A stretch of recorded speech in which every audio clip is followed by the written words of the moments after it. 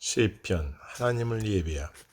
대부분의 사람은 시편을 사랑하며 그리스도의 삶의 초기부터 시편을 알고 평생 이 오래된 노래들을 소중하게 여긴다. 아마 당신도 마찬가지일 텐데 이유는 분명하다. 우린 낙심했을 때 시편에서 위로와 격려를 발견한다. 주님을 찬양하며 하나님이 우리를 위해 하신 일을 기뻐할 때 사용할 적합한 표현도 시편에서 발견한다. 시편 저자는 우리의 느낌과 감정을 포함하면서도 우리보다 더 잘 나타낸다고 생각된다. 따라서 우리가 주님 안에서 행복과 기쁨을 느낄 때든지 절망과 의욕과 싸울 때든지 시편은 우리가 거기에 대해 하나님에게 일할 수 있도록 도와준다. 보통 시편 한 편을 묵상한 다음 그 시편으로 하나님에게 기도하고 나면 우리는 격려와 소망, 힘을 얻는다. 시편은 참으로 놀랍고 능력 있는 노래 모음집이다. 시편의 배경. 시편이라는 명칭은 구약의 헬라 언어인 70년에서 나왔다. 시편이라는 말로 옮긴 헬라 단어는 반주에 맞춰 부르는 노래를 나타낸다. 히브리 성경에서 시편의 명칭은 찬양을 의미하는 단어이다. 시편은 150편의 개별 시편을 5권으로 묶은 모음집이다. 이렇게 5권으로 묶은 것은 아마 토라의 5책에 갖추려는 의도였을 것이다. 이 5권 각각은 여호와를 찬양하는 말로 끝난다. 개별 시편은 오랜 기간에 걸쳐 기록되고 수집되어 5권으로 분류했을 것이다. 5권의 순서는 아마 수집관의 연대에 따라 이루어졌을 것이다. 또한 5권 안은 더 작고 오래된 다른 모음지 흔적들도 있다. 시편 72편 끝에는 이세 아들 다윗의 기도가 끝나니라로 언급을 주목하라. 명백하게 알 수 있는 또 다른 모음집은 고라자성과 관계가 있다. 또한 시편 73편에서 83편은 아사의 시이다. 아마 돌아오던 초기 모음집이었을 것이다. 시편 120편에서 134편은 순례자의 시이다.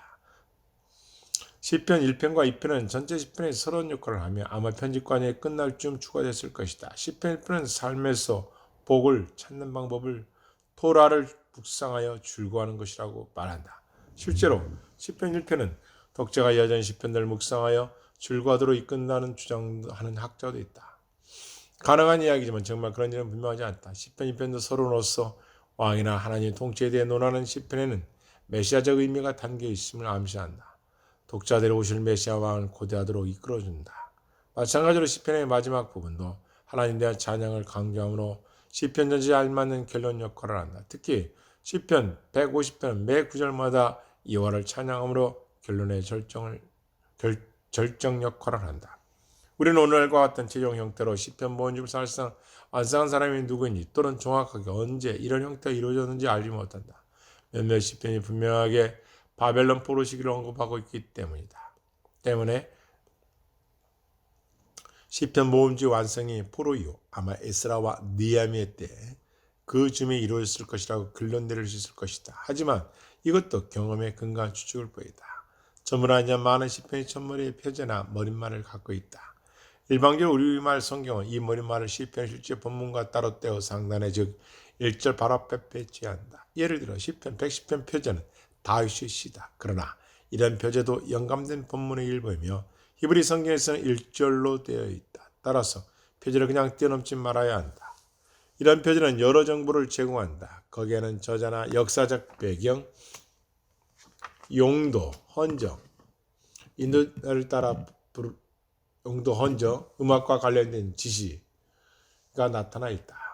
보통 다윗의 시를 번역된 히브리어 문구가 저자보다 헌정이나 희상을 나타낸다고 생각하는 학자가 있다. 그러나 이 문구를 저자 표시로 이해하는 데 강력한 증거가 있고 또한 이것이 역사를 통해 교회가 유지한 정통적인 이해이다. 시편의 표제 언급자는 다윗만 아니다. 표제 언급자는 내역은 다윗, 고라자손, 아삽, 솔로몬, 헤만, 에단, 모세 등이 나타나 있다. 시편의 원래 용도의 목적은 무엇이었을까? 100% 확신할 수 없지만 원래 시편은 단체 예배와 개인 기도에 모두에 사용됐을 것이다. 일부 시편은 분명히 악기 반주에 맞춰 불렀다. 노래를 어떻게 불렀는지 우리는 알지 못하지만 아마 인도자와 희중이 교창했을 것이다. 시편의 또 다른 중요한 특징은 히브리시로 쓰여졌다는 점이다. 구약에 많은 책에 시가 들어있기는 하지만 시편은 성경에서 가장 순전한 시가 써있다. 따라서 시편은 과장된 다채로운 수학적 표현이 가능하다. 또한 히브리시의 중요한 특징이 평형뼈라고 부르는 것인데 저자가 두 행을 사용하여 하나의 중심 요점을 전달하는 구조상의 특징이다.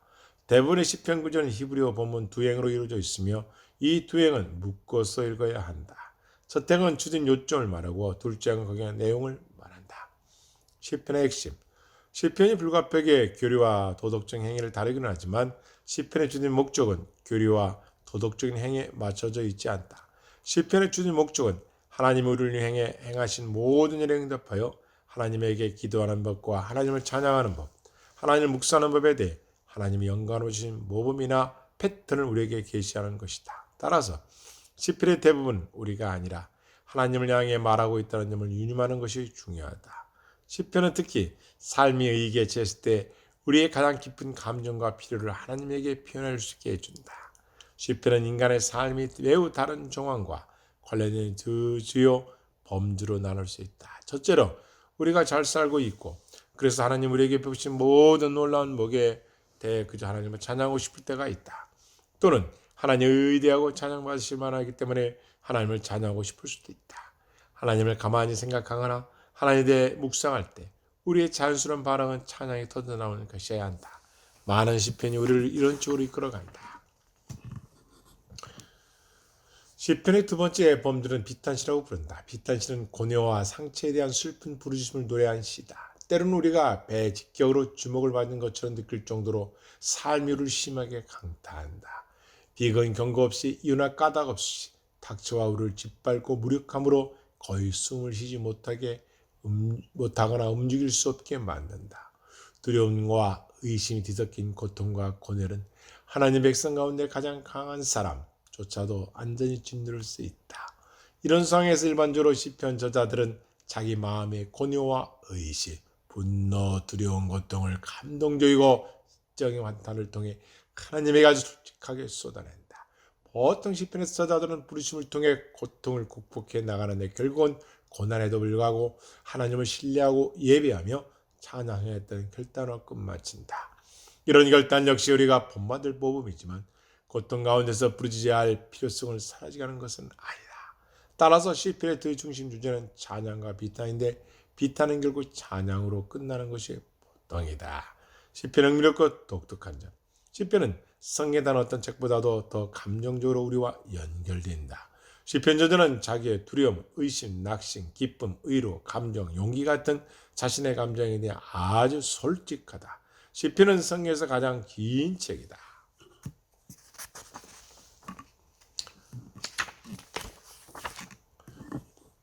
시편의 메시지. 시편은 너무 방대해서 각 개별 시편에 대해 언급하려면 지면이 모자라. 그러나 시편은 주제와 구조에 따라 여러 범주로 나눌 수 있으며 따라서 그런 범주에서 몇몇 시편을 살펴보므로 시편 전체 메시지를 충분히 파악할 수 있다. 시편은 두 중심적인 비탄과 찬양시이다. 비탄시는 개인 비탄시와 국가나 공동체 비탄시 둘로 뚜렷하게 구분할 수 있다.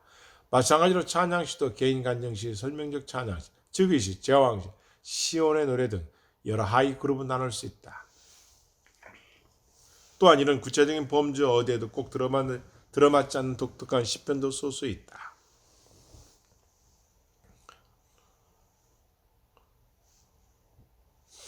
개인 비탄시. 개인 비탄시는 개인이 자신의 특정한 문제에 대해 하나님께 부르짖는 시편이다.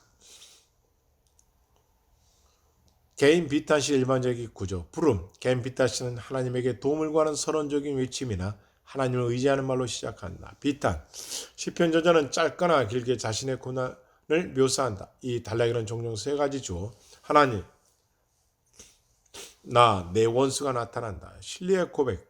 이 단락은 하나님에 대한 새로운 신뢰나 믿음의 고백을 담고 있다. 이 단락은 대개 비탄 단락과 대조되게 배치되어 자주 오직이나 그러나 말로 시작된다. 간구. 이 단락에서 시편 저자는 하나님에게 간구를 올린다. 즉 시편 저자는 하나님에게 향하시도록 간청하는 말을 제시한다. 보통 시편 저자는 두 가지 실제적인 간구를 드린다. 즉 하나님이 자기의 호의를 베푸실 것과 자기의 문제에 개입하실 것을 간구한다.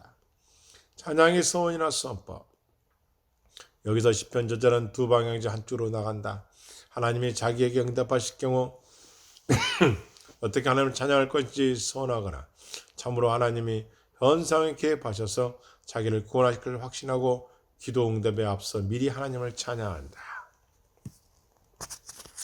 국가나 공동체 비탄시. 국가나 공동체 비탄시는 공동체 전체, 보통 이스라엘 전체가 하나님에게 도움이나 구원을 간청하고 부르는 시편이다. 이 시편은 대개 바벨로니아, 예루살렘을 멸망시킨 참담일과 그 결과 이스라엘이 바벨로니아에 포로로 끌려간 데한 반응이다.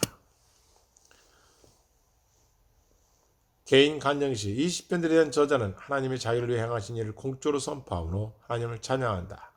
비탄시가 앞을 내다보는 반면 개인 간증시는 하나님의 구원을 뒤돌아보며 하나님이 나를 구원하셨다, 하나님이 나를 구원하셨다고 선포한다. 개인 간증시는 오늘날 그리스도 공직자에 섰던 사람이 하나님에게 감사함으로는 마음으로 자기 기도에 하나님에게 어떻게 응답하시며 자기 삶을 어떻게 역시하는지 나누는 간증과 비슷하다. 개인 간증시 일반적인 구조. 이런 유형의 시는 다른 유형보다 훨씬 다양한 형태를 보지만 보통 다음과 같은 패턴의 대부분을 잇따른다. 하나님에 대한 찬양과 선포. 개인 간증시는 내가 여호와를 찬양하리다. 오 여호와여 내가 주를 찬양하리다. 오 여호와여 내가 주를 찬양하리다 같이 하나님에 대한 찬양이나 승무를 선포하는 말로 시작한다. 서론적인 요약 진술. 시편 저자는 보통 자신 하나님께 대한 깨달은 사실을 한두 구절로 요약하여 제시한다. 구원 이야기. 이 구절에서 시편자는 실제로 이러한 일을 이야기한다. 보통 처음 하나님에게 도움을 부르셨을 때 상황으로 뒤돌아왔다가 하나님이 자기를 구원하기 어떻게 개편지를 설명한다. 찬양과 기원. 여기서 시편자는 하나님을 찬양하겠다고 서원하거나 그대로 나아가 하나님을 찬양한다. 때로 이 단락은 교훈이나 가르침의 단락으로 바뀌어 시편 저자가 독자에게 여호와 그분이 행하신 데 진리를 선포하면서 종종 함께 하나님을 찬양하자고 권면한다. 설명적 찬양시. 이 시편들은 독자에게 하나님의 위대하심이나 은혜를 이유로 들어 함께 하나님을 찬양하자고 권유한다. 이 범죄에 들어간 시편 여호와를 찬양하는 뜻을 가진 히브리 할렐루야로 시작하기 때문에 아마 파악하기가 가장 쉬웠을 것이다. 즉의시. 즉의시는 앞에 신멸진한 구조가 아니라 내용으로 분류한다. 즉의시는 여호와가 다스린다 말이나 그와 비슷한 말로 구분된다. 이 시편들은 하나님을 온 땅에만으로 묘사하여 보통 메시아에 대한 암시가 담겨져 있다. 제왕시. 제왕시는 보통 현 통치자의 왕의 삶이 어떤 일이나 측면을 다룬다. 여호와를 왕으로 선포하는 즉위시나 대조적으로 제왕시는 인간 왕에게 초점이 있는 것으로 보인다. 그러나 즉위시와 마찬가지로 제왕시는 대개 메시아적 의미를 지닌다. 시온의 노래. 엄밀히 말해 시온산은 성전이 서 있는 절벽들은 산마루를 가리켰다. 그러다가 결국 시온이라는 말은 여전히 성전에 초점을 두면서도 예루살렘 전체를 시초로 가리키는 데 사용했다. 이 시편들은 아마 순례자가 이스라엘 절기에 성전의 새벽에 예루살렘에 올라왔을 때 불렀던 것 같다. 따라서 따르는 순례자의 시나 성전에 올라간 노래라고 부른다.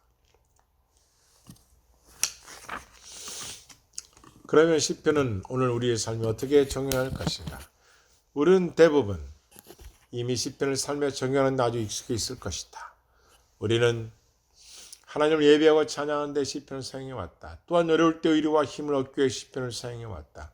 개인 경건의 시간에 묵상에도 사용해왔다. 이는 시편의 바른 적용이다. 시편을 그렇게 사용해야 한다.